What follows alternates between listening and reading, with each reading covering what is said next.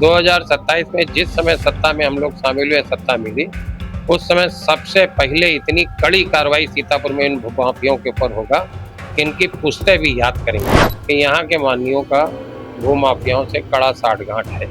यहाँ जो शहर के अंदर सट्टा संचालित है, सदर बाजार से लेके मन्नी चौराहे तक, दुर्गापुर तक, सट्टाबाजों का करोड़ों का टर्नओवर प्रतिदिन का है। वो शोरूम बना के किराया वसूल रहा है और जिसका वो बटगंज मोहल्ले के अंदर भी तमाम कब्जा है, माफिया की श्रेणी में है। जिलाधिकारी महोदय ने कहा, हम जानते हैं सूचीबद्ध माफिया है, लेकिन इन्हीं माफियाओं के कुकृत्यों के कारण वो गेट बंद करना पड़ा उनको और गेट पे ही शोरूम का पैसा वसूल रहा है।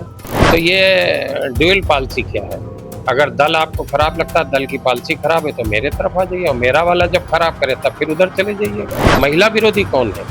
इसके मतलब वो वंचित वर्ग, कमजोर तबके के महिला विरोधी तो भारतीय जनता पार्टी के लोग हैं। तो दिन बाद ये सोना मना कर देंगे, सोना भी बंद कर दिए, जगते रहो सड़कों के ऊपर। सीतापुर सांसद राकेश राठौर ने आज जिलाधिकारी राजा गणपत यार से मुलाकात की है और एक मांग पत्र सौंपा है। हम बातचीत करेंगे सांसद जी से कि आज जो जिलाधिकारी से आपकी मुलाकात हुई, क्या ज्ञापन सौंपा, क्या मांग? देखिए, वैसे तो कई बिंदु थे, लेकिन 2-3 प्रमुख बिंदु थे। एक तो ये शहर में और शहर के चारों ओर भूमाफियाओं का जबरदस्त कब्जा है, जिसमें प्रशासन ने कड़ी कार्रवाई की है और ये ठीक है। बहुत दिनों बाद भूमाफियाओं पे शिकंजा लग रहा है। जैसे खैराबाद स्टेशन के सामने सिटी मजिस्ट्रेट महोदया खुद गई थी और पहले वो वाली प्लाटिंग एक बार रोकी गई। अब उनका दुस्साहस देखिए भूमाफियाओं का कि उन्होंने प्रशासन के रोक के बावजूद दोबारा फिर चालू कर दिया। उसी जगह पे बैठ के प्लाटिंग कर रहे थे, गिरोह बना के। जब दोबारा गिराई गई और उन्हीं की प्लाटिंग, ये हमारे पड़ोस में निगम के भी है, निगम जी वाला जो उन्होंने बेचा है, उसमें एक माननी का कोने पे भूमि पूजन भी हो गया है। उनके परिवार के लोग भूमि पूजन भी कर गए हैं। ये इस बात का प्रमाण है कि यहाँ के माननियों का भूमाफियाओं से कड़ा साठगांठ है। मेरी जिलाधिकारी महोदय से मांग थी कि इनके ऊपर कड़ी कार्रवाई हो, इनको भूमाफिया की श्रेणी में लाया जाए, इनके ऊपर गैंगस्टर लगाया जाए, गैंगस्टर लगा के बड़ी कार्रवाई की जाए, ताकि आइंदा इस तरीके से गिरोह को संचालित करके सीतापुर के इर्द गिर्द लोग जमीन खरीदने और बेचने का दुस्साहस ना करें। दूसरा इशू वो था पीछे, जो वो परागपुर में वो आमरण अनशन पे बैठे राम सिंह राजपूत, मोदी विरोधी के, उनके विषय में बात हुई। यहाँ जो शहर के अंदर सट्टा संचालित है, सदर बाजार से लेके मन्नी चौराहे तक, दुर्गापुर तक, सट्टाबाजों का करोड़ों का टर्नओवर प्रतिदिन का है। गैंग संचालित कर रहे हैं और गरीबों का करोड़ों रुपए की सट्टाबाजी में प्रतिदिन नुकसान हो रहा है, परिवार बर्बाद हो रहे हैं, खाने के लाले पड़ रहे हैं, पुलिस के संरक्षण में हो रहा है, जिसके ऊपर मेरी जिलाधिकारी महोदय से मांग थी कि पुलिस विभाग से बात करके इसके ऊपर अंकुश लगाया जाए। तीसरा, government inter college, GIC college के गेट पे एक माफिया का कब्जा है। वो शोरूम बना के किराया वसूल रहा है और जिसका वो बटगंज मोहल्ले के अंदर भी तमाम कब्जा है, माफिया की श्रेणी में है। जिलाधिकारी महोदय ने कहा, हम जानते हैं सूचीबद्ध माफिया है। जीआईसी के गेट पे हम लोग पढ़ने जाते थे, वो मेन गेट खुला रहता था, लेकिन इन्हीं माफियाओं के कुकृत्यों के कारण वो गेट बंद करना पड़ा उनको और गेट पे ही शोरूम का पैसा वसूल रहा है।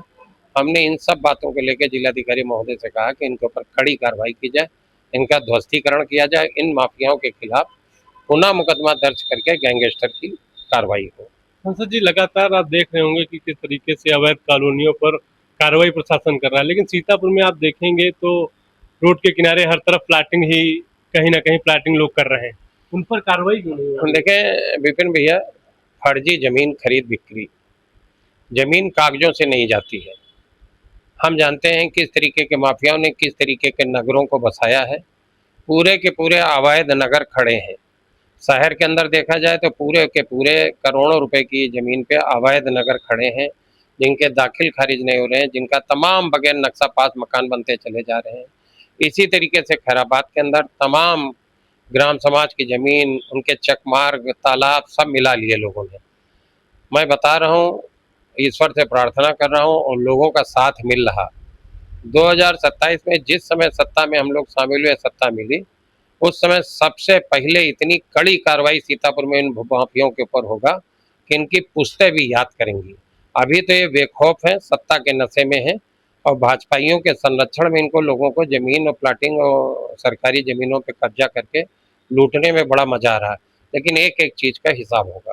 सांसद जी, अभी लगातार महिलाएं जो भाजपा की नेत्रियां हैं, वो भी सांसदों के आवास पर घेराव करने गई थी, प्रदर्शन कर रही थी, आपके घर के पास से भी निकली थी, क्या कहेंगे? देखिए, 2023 में महिलाओं का 33% आरक्षण का बिल पास हो गया, सर्वसम्मत से पास हुआ, सारे दलों ने वहाँ समर्थन किया।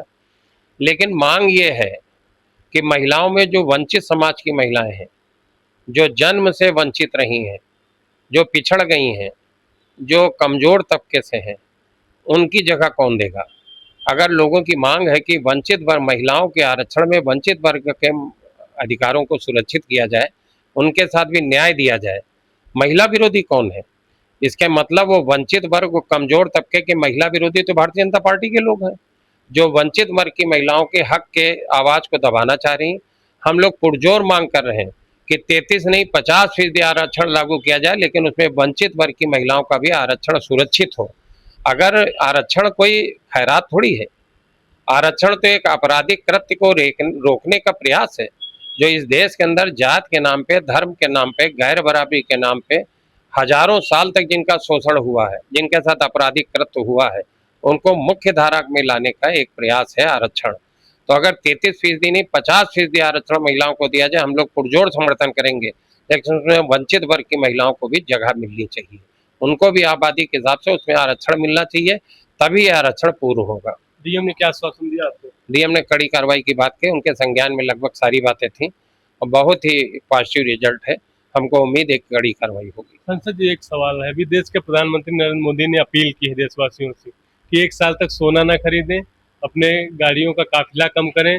जिसके बाद एक भाजपा विधायक हैं हरदोई के, उन्होंने फेसबुक पर पोस्ट किया कि उनके लड़के की अभी शादी है, तो अंधभक्त बताएं कि वो सोना खरीदें या नहीं, उनके लड़के की शादी रह जाएगी। इस तरीके की पोस्ट भी देखिए सोशल मीडिया देखिए में। विधायक जी के बारे में कहें, विधायक जी बार बार अपने दल के खिलाफ बोलते हैं, तो विधायक जी से बड़ी विनम्रतापूर्ण अपील है कि अगर दल खराब है तो आप इधर आ जाइए ना, हमारे तरफ आ जाइए, और फिर दल खराब भी पड़े भी वही हो, तो ये ड्यूल पॉलिसी क्या है? अगर दल आपको खराब लगता है, दल की पॉलिसी खराब है, तो मेरे तरफ आ जाइए, और मेरा वाला जब खराब करे तब फिर उधर चले जाइएगा।